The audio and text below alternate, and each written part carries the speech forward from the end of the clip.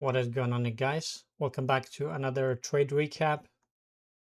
So actually, I did not take any trades, but the levels that I was looking for, and I also mentioned on my pre-market analysis, were completely accurate.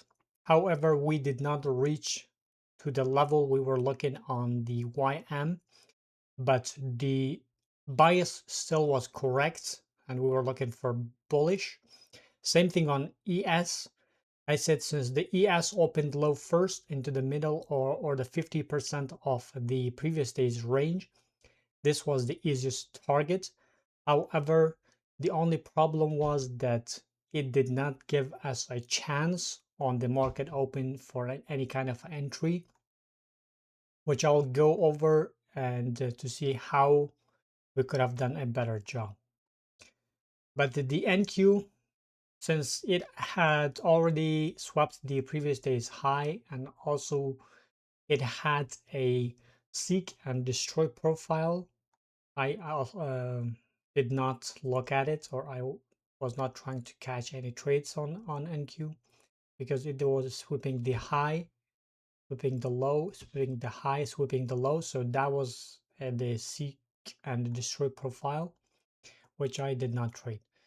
But let's go to the 4-hour chart or time frame and see.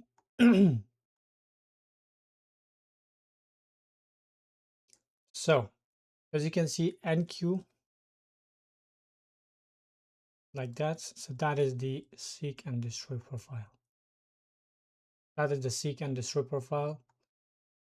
We're not looking at that. The only better expansion candle was 10 a.m. and that even in the lower time frame was not very clean.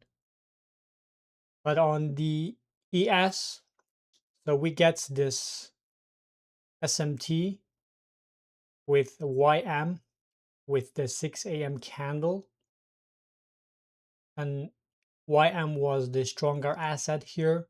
And when we drop down to the lower time frame, we can see that we had a strength switch. And as you can see, we are still, the draw on liquidity is still valid for tomorrow. It is most likely we're going to hit this level and maybe this or just this one. So the draw on liquidity is still valid for tomorrow. Now let's drop down to the 1-hour time frame to see. And also in my pre-market analysis, I mentioned that we were expanding with this candle at 8 a.m. or 8:30 when I was doing the pre-market analysis. And I gave you guys exactly what I was looking for. I said I'm going to look for a close above this 1-hour order block, 1-hour candle to get an order block, and then to come back, tap into the order block, and then target this high. However, when this candle dropped down lower at 10 a.m., if this one, the way it's opened here and then dropped down all the way this low, that was already not supporting the expansion to the high. And then the next candle, 11 a.m., again, same thing, did not show us any continuation. And also 12 p.m., which I do not look at the market at during this time. As you can see here, the 12 p.m. taps into this order block one more time and then closes as C2. And then 1 p.m. is the candle that expands higher. And if you guys remember, I said always when you get a new 1-hour swing, you have to adjust your target.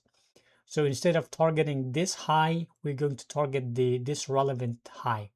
Why? Because this is the swing to the low, and now this is the high of the swing, which is the relevant target. I was not looking at the market, but if you guys were, then that was the perfect time for expansion to this high. But on the ES, you can see here we have this strong liquidity. This is where the market opens, and we get the strength switch here.